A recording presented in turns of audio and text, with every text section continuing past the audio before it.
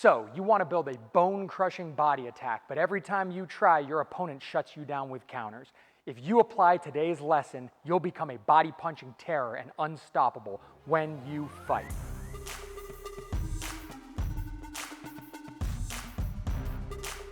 Helping me demonstrate all of the techniques in today's lesson will be our competitor, Luke. Let's start today with some examples of how you shouldn't attack the body, or some high-risk ways to attack the body. So I specifically say that these are high-risk ways to attack the body. It's important to remember that just because you get away with something doesn't mean that it is the correct, responsible, or highest percentage way to do that thing. If you keep going back to this style of attack, a good, knowledgeable opponent is going to pattern you out, and they're going to punish you for going back to that well. Let's start with two common but risky techniques that people use to attack the body. The first is going to be just jabbing straight down for the body.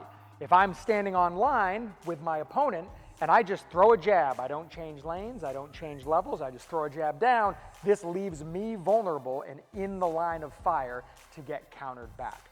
This is true for any of our center line attacks, including all of our straight punches and our rips. Whether I'm throwing a 1, a 2, a 5, or a 6, I'm still here in the line of fire to get hit back. Our second example of a risky way to attack the body is going to be slapping or reaching around your opponent's arm or elbow to attack their body.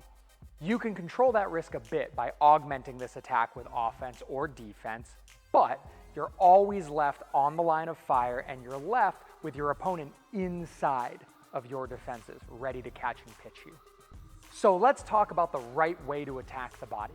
The correct way to attack the body is the same way that you'd attack the head. You wouldn't do it standing on line right in front of somebody. When you throw that punch, you need to think about the position that you're in. You need to change lanes, you need to change levels. If you're able to take an angle and get to a dominant position, that's going to help you, but your head shouldn't be in the same place it was when you began throwing that punch. The three things that should be in your mind when you attack the body: you need to get out of the line of fire, you need to be in a position that you can absorb force if you need to, and you need to be in a position that you can generate power for this punch. If you think about positioning yourself to deliver an optimal punch, this problem solves itself 9 out of 10 times. Most defense in boxing is proactive, not reactive. It's not so much that you're seeing a shot and reacting to it, more so that you're making yourself hard to hit. If you're focusing on trying to optimize your position for your punches when you're throwing combos, you're not just standing in one place and spamming a combo, then you're going to find that you do naturally move your head to put yourself in the right positions.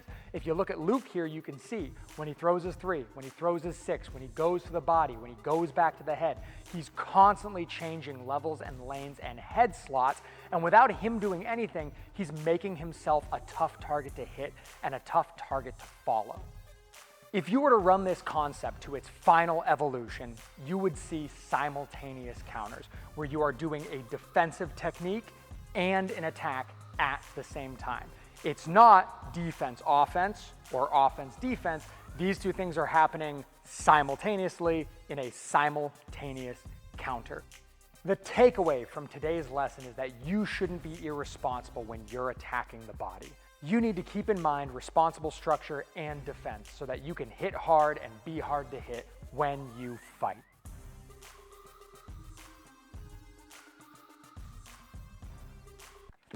I'm not one of these jiu-jitsu guys. I don't know how to just move a person. Okay, Lee?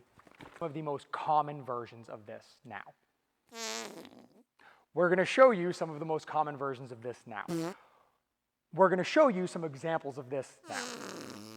Blah, blah, blah, blah, blah, blah. That's the normal one. Did any of those sound normal?